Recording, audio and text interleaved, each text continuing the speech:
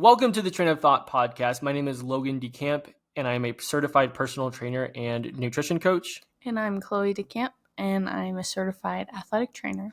And we are sitting down here today because we want to help you learn and grow so you can continue to do without restriction as you age. Be sure to listen till the end of the episode so that you can get information that you can apply to your life and follow us for more. Here we are. We're doing this. How are you doing? I'm good. How are you? I'm doing all right. What's in your drink over there? Why do you ask that every time? Because I'm just curious. Because you saw me making it. Well, I don't know what you're putting in there. It's a lemonade. Okay. I don't know what you're drinking on today because last time you had like a little mug. Yeah, because I had tea. Now you got a little shaker bottle. But you see me making it for every episode, and you just saved that question. Because I don't know what to open with half the time. You're just what are you drinking then? H2O water. That's what I'm drinking. You're speaking to the side of your mic. Excuse me. Let me talk directly into that. Is that better? A little bit. Okay. Cool. So we're talking about meal prep today, huh? Yes. Okay. You're the meal prep guy. Am I here? Mm-hmm. Well, you're also the meal prep girl. No. Yeah. No, it's not a thing.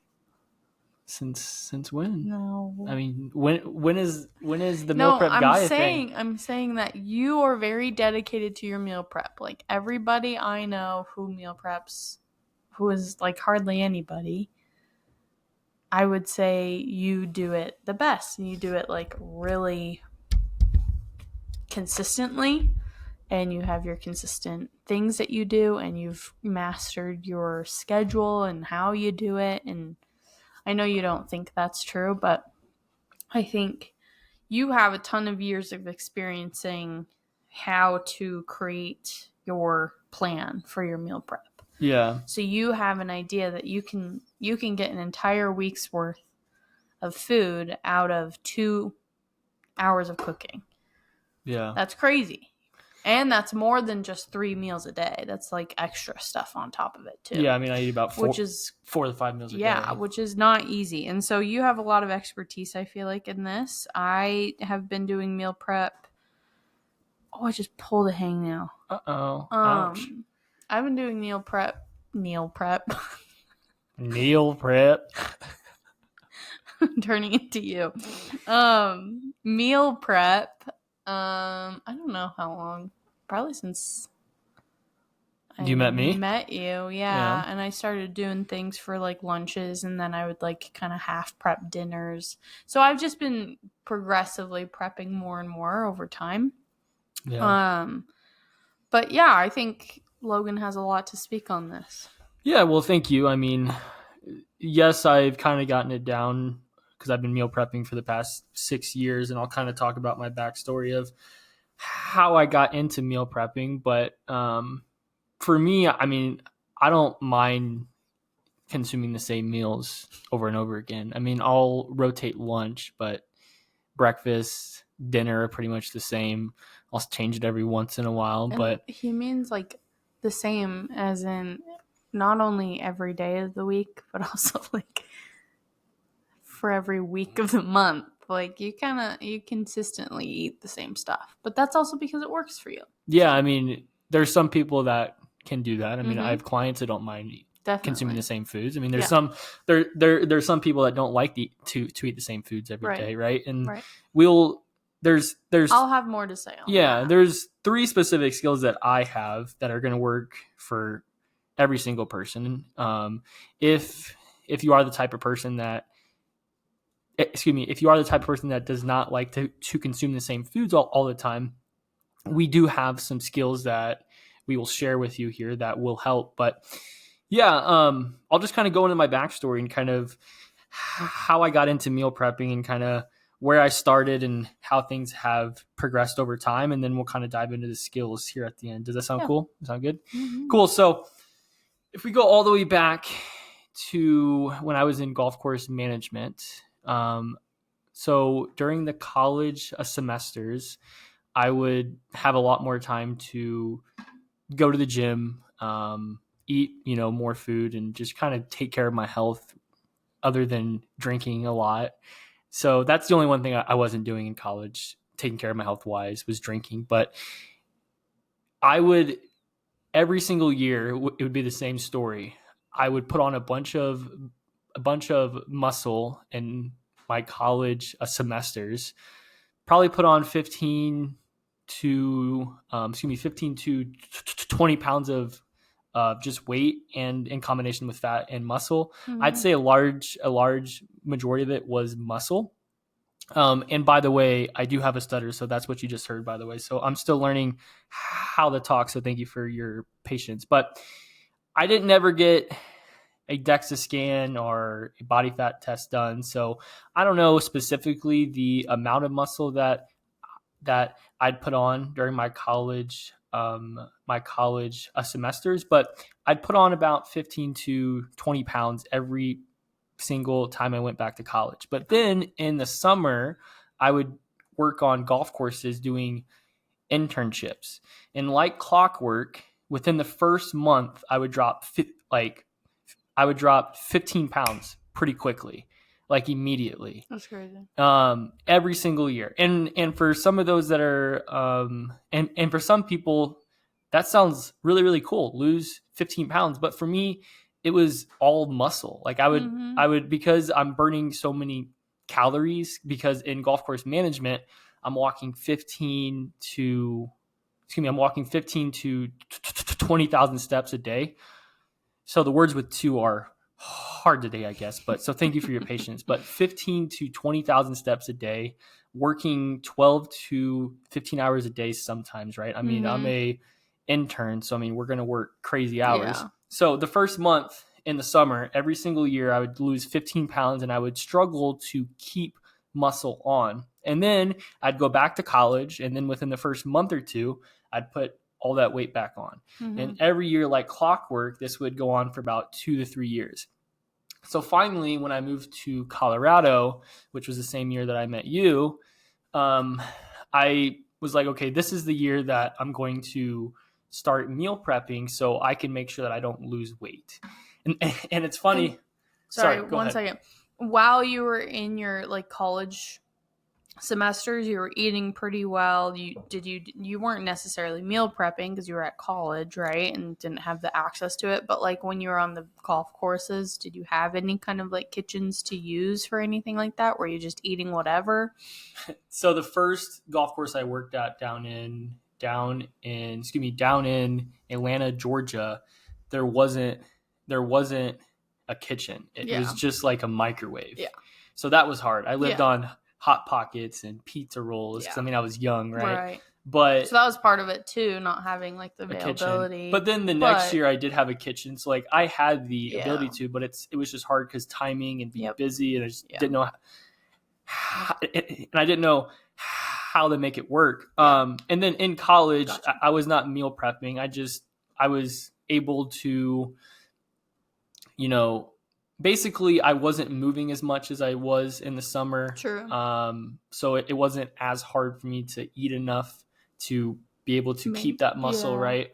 So during college, I was a little more sedentary. And then in the summer, just moving a bunch, crazy, right? Yeah. Okay. So in 2019, in May, and it's funny because there's actually, that was the year I was going to start vlogging, and I did like one vlog. It's on YouTube and you can see it. It's in May, and I was watching it whenever I was talking about, because it was last week we did a training inside of our Facebook group talking about meal prep, and I just went back through the YouTube and I saw it there, and I was watching it, and it was kind of showing me doing my first ever meal prep too, which is funny. So I might put a link for that in the comments below. But you want to share that? It's just funny. I just find it funny. But I was watching it, and it was a struggle because I'm trying to eat all this food, and within like the first week, I was saying in that video that I lost 7 pounds already. In the first week of already being back on the golf course, I was losing 7 pounds, and I'm already eating so many calories. I'm like, what the hell, So anyways, I don't remember the amount of a success that I had that year in terms of being able to keep muscle on. But that was the first summer that I went to the gym because so that's also something else. During the summers, I stopped going to the gym normally. But in 2019, when I finally said this is enough, I started going to the gym in the summers doing golf course management too. So, and did you know that you weren't going back to school at that point? Yes, I did too. So, you now see this as like, okay, I'm doing the golf course thing for long term now or whatever, right? Now I'm not going to be planning on going back to school in the fall and falling back into those patterns. Yeah, that's true. So you probably were like, okay, I need to figure out a way to make this part sustainable. I need to start going to the gym, need to start meal prepping or like, eating, right? Because now you're kind of like, okay, this is it, right? Right. Yeah, no, that's a really good point as well too. So I think that was kind of like a wake up call, kind of like, okay, so if I'm going to do this as a career, I have to figure out how to keep muscle and not lose all this weight and be super skinny, be sustainable. Right? Yeah. So that's when I started meal prepping, and I remember going to the store to get all this food and just like not knowing what the hell I'm doing. I was at Walmart for probably 2-3 hours just figuring out what I'm going to do. And then all of a sudden I got to buy containers and I got to do this and buy this. And then I'd go back and I'd cook all this food and have all these bags. And it was just a super long process. It probably take me 5 hours on a Sunday figuring out what to do. Right. Yeah. And then, over time things got better with it. I learned things that worked well and didn't work well. And it's just like, it's just like whenever you learn how to ride a bike, you're going to fail a couple times, right? But you're going to learn it over time. And that's kind of what meal prepping is. Like you're going to fail maybe a couple times, but you will eventually learn skills that work well for you. And that's kind of how it was in 2019. Those first couple months were hard, but then over time I found a routine and a system that worked. And just now for 6 years, on Sunday, every single week, I meal prep, and it takes me 2, maybe 3 hours, but it rarely ever takes me 3 hours. I think you include some cleaning time within the 3 hours, but that's like, I would say you take probably 2 to 2.5, if any. That, And I do want to state that, we don't have kids, so there's probably parents that are listening. They're like, well, I can't meal prep all my food because I have kids, right? So we will touch on that because there are some skills that are going to work for parents as well too. And also we're married, but we eat our own separate food as well too. Because I'm different than him, where I don't want to eat the same exact foods every single week. I have some go-to recipes that I'm like, okay, I liked that one, I'm going to incorporate that. And there's a way, like, I'm still kind of newer to it, so I'm still working on streamlining my process, right? And like what I like and what I don't, what worked, what didn't.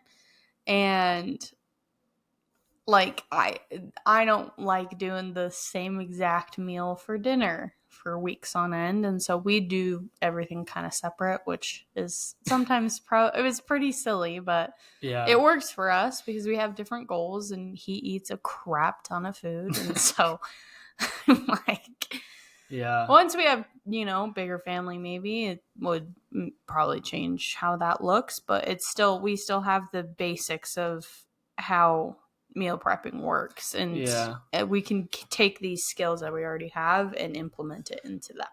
And for me personally, it just takes one less thing to not think about throughout the week, right? Because there's so many different things I have to think about and do throughout the week, and it saves every you single time day, in the long run. And time as well too. But every single day, having to decide, what's going to be on the menu tonight. For dinner, right? Yeah. Well, I already know what that is, right? So it's just one less thing for me. So that's why it just works well for us right now, doing our own separate meal prep, right? But anyways, someday it'll probably change. Someday it will probably not probably it will change.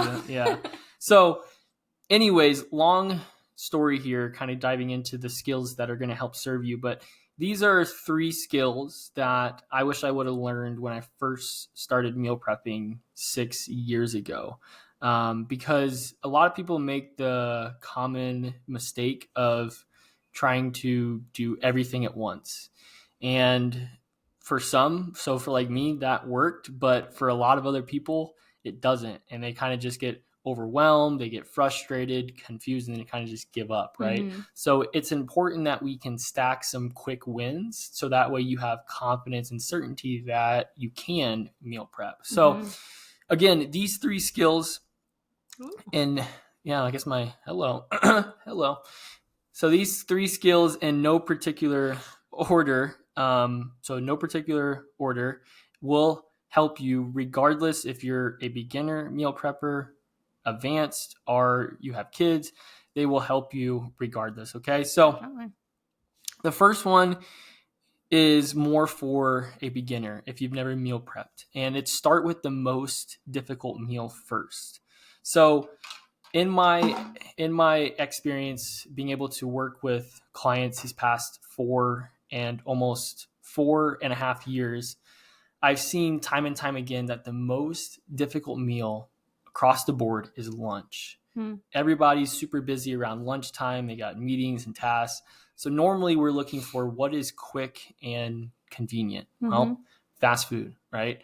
So if you could just make it a priority to start with meal prepping your lunch first, and maybe that's you have leftovers from the night before, but being able to start with your most difficult meal first will help you build the confidence, the skills needed to where, oh, I can meal prep my lunch easy now. Like that's not hard for me. Okay, let's add a snack. Let's add breakfast. Like let's prep a little bit more. Yeah. But start with lunch or the most difficult meal first, and then build that skill and build that habit over time. Definitely. Yeah.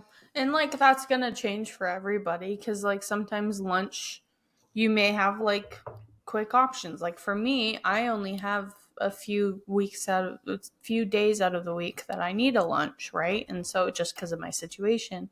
But then dinner, I don't ever want to cook dinner because it's late oftentimes when I get home and I'm tired and I don't want to do it. So it's going to change for every person. And I'm actually just this past week realizing I need to actually prep more for breakfast because I'm kind of falling into a habit of not getting enough protein in the morning. So I'm like, okay, if I start prepping something else. So, and it'll change, it'll fluctuate. But yeah, if you start focusing on just like one of the meals, start with one, figure that out. One, you're going to save money by focusing at least one meal of the week. And then slowly, build your way up into the other meals. Yeah. Yeah. So that's the first skill. Now the second skill, it's going to sound funny as soon as I say it out loud, but it is a acronym that's going to help you build your meals. So this is for a beginner, advanced.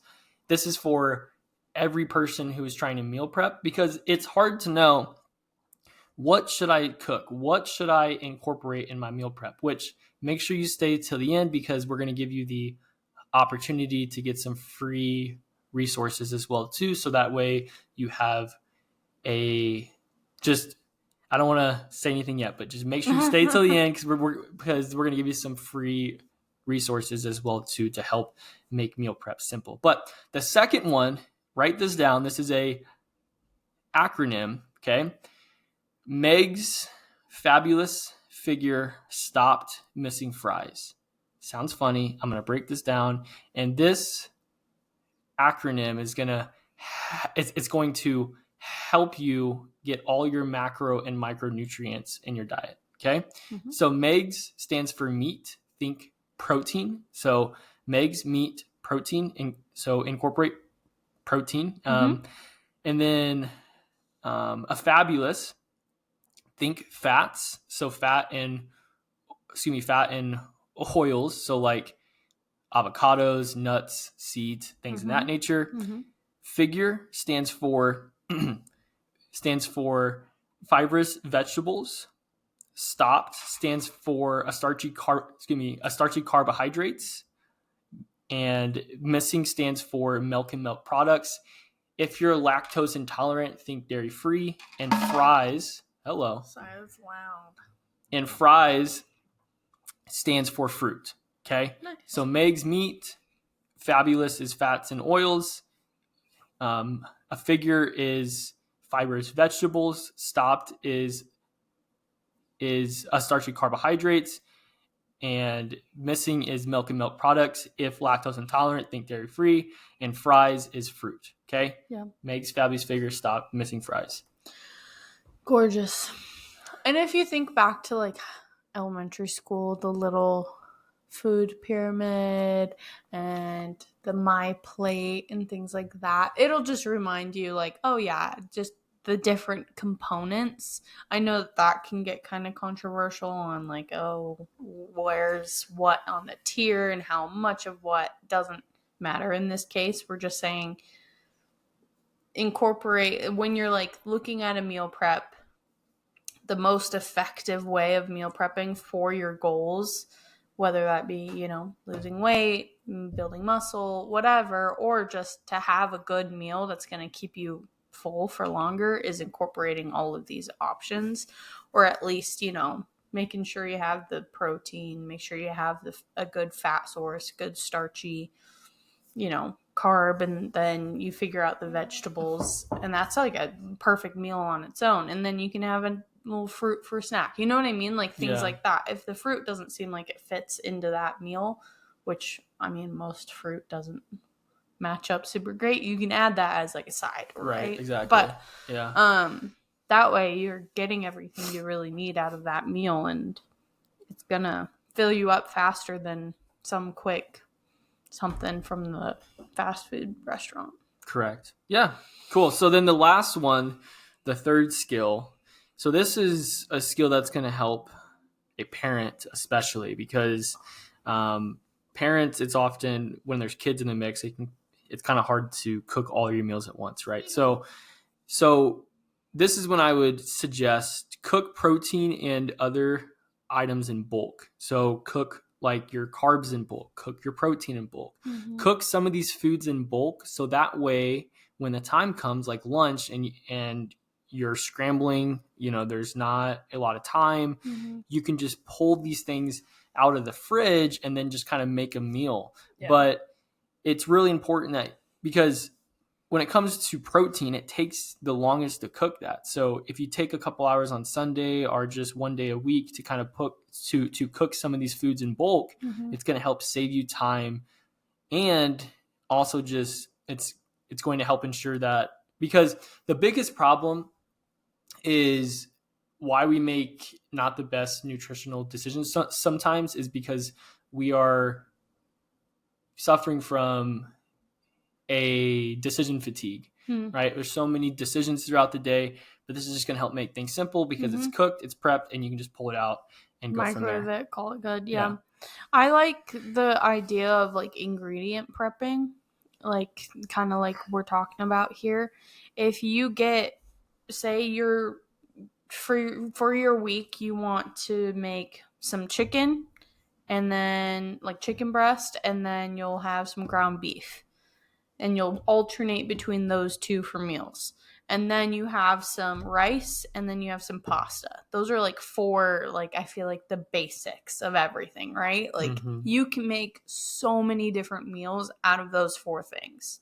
And so as long as you have like some of each for your week, at least for enough to be able to get you through that first meal, like your lunches or whatever, you can, if you're one of those people that hates eating the same exact thing every day, you can create a salad with rice, with the chicken, done. There's one meal. And then the next day you can use the ground beef and the rice or in the pasta and create a veggie add some steamed vegetables. Now you have pasta.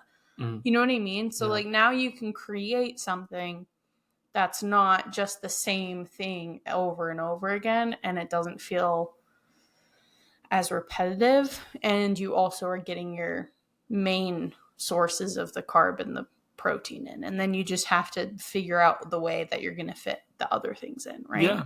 I like but there's that. a ton of options there. And that's the way I kind of look at my meal prep. I'll start with, I typically switch between either chicken and a ground beef or steak or something, you know, for my meals. And then I'll build up from there. So whatever that may be, right? And I'll just kind of create my meals. And I use a lot of different resources. I look on TikTok, I look on Instagram for meal ideas, and just kind of go from there. Cool. But it's super helpful to be able to at least get your basics down, and then you can create whatever you want from those. Yeah. I like that. That's a really good And that tip. may end up being my like a way, or like our way of doing things once we have kids, you know? Oh, 100%. I mean, that again, that works seems good for sustainable, parents. right? Yeah. And easier. But I couldn't agree more. yeah, That tip is going to help a lot of Mhm. busy parents out there, especially. So Yeah. cool. Well, if you made it this far, we're going to give you the opportunity. Oh, there's one more thing that we were going to talk about. We were going to talk about containers. Containers, yeah. Do you want to take the lead on that? It doesn't matter that much, but I mean, the healthier option is going to be using like glass containers, and there's a lot of options there. Because isn't it BPAs and things, and when It's you're toxins. especially because you're microwaving these meal preps typically. Yeah. But there's options, you know, in terms of bulk buying containers for things like this. Just do your research and be aware of that. But there are, you know, better. I mean, I use glass containers because it's what I have. Logan's been using plastic ones which is for not great. 6 years. For like 6 years. I probably have so many toxins. But you can rotate through them, and then it's probably not as bad. But just, you know, there's tons of options there. But just do your research and be aware of, you know, whether or not that's helpful. I mean, obviously the glass containers are more expensive, but I guarantee if I do a toxins test, plastic is, whatever. I mean, you'll be fine. Yeah, hopefully. But and that's just, you know, on the note that, you know, you're reheating meals, you know, and so just be aware of that.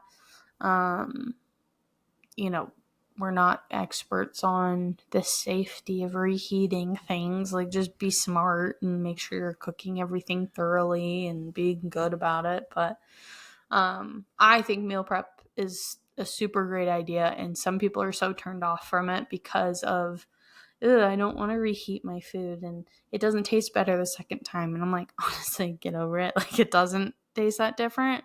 It tastes the same, personally. Yeah. And you're saving time, saving money, and it's better that way, honestly. And you're giving yourself less of a headache trying to figure out where to go for lunch and what to do for dinner every night. And so if you're intimidated by it, start with the ingredient meal prep, look up ideas. Oh, another thing that I wanted to say was, if you like certain types of meals from restaurants, usually, obviously, we say on the healthier side, not just like a Chick-fil-A sandwich or whatever, right? Yeah. But if you want, you can make copycat recipes of those meals. If you're like, oh, I'm really craving that. That sounds really good.